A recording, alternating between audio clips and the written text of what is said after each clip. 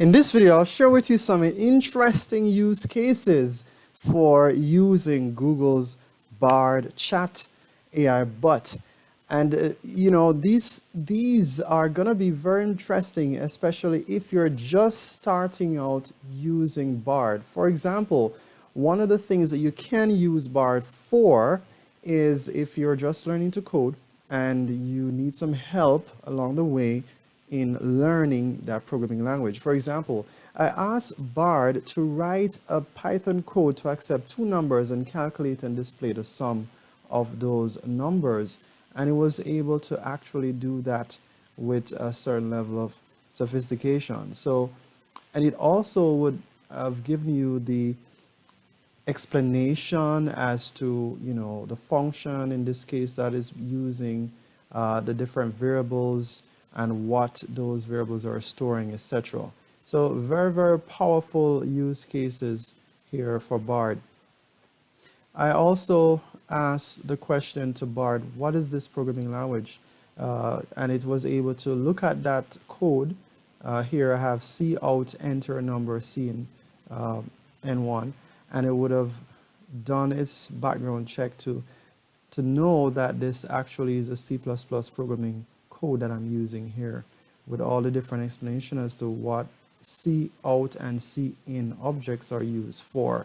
So very good use cases if you're just learning to code, you can utilize this technology in this way. Now, if you already know how to code, you have some knowledge and there are some errors. So as it relates to debugging, I asked also if Bard could look at my code here. This is just a simple HTML snippet, and I just simply remove the / here that's supposed to be in the end tag for the body and the HTML sections, and it was able to actually locate those two errors and fix them accordingly. All right, so very, very powerful use cases once again if you are in programming. I also asked Bard, what is the best programming language, right, for creating machine learning models? I gave it two options, Java or Python. It went into kind of like trying to explain what Java is all about and what Python is all about and some of the features, and then ultimately it leaves the choice with me to say that, both can be used, but it depends on what you are looking for. All right.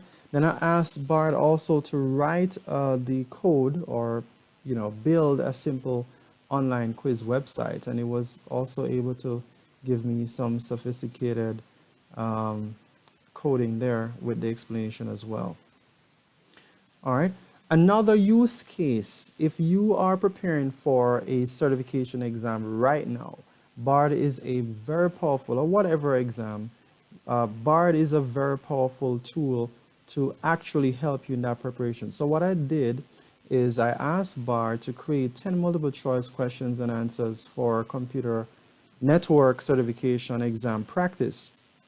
And so it created these set of questions and with the answers as well. All right, and you could also do this if you are a teacher or you are someone who is an IT trainer and you don't have the time to actually go through and create those exam or practice tests yourself. You can ask Bard to do that for you. So another powerful thing you can do if you are looking to utilize Bard in this way is we can look at even definitions. If you're putting together a test or you are just trying to study or prepare for a test, you can utilize Bard to help you with that in terms of gaining additional insights and knowledge. And so I'd ask Bard, what is a computer? And in addition to that, I would have also entered a definition. It has given me a definition here. But I also asked Bard, what or how would you grade the following definition?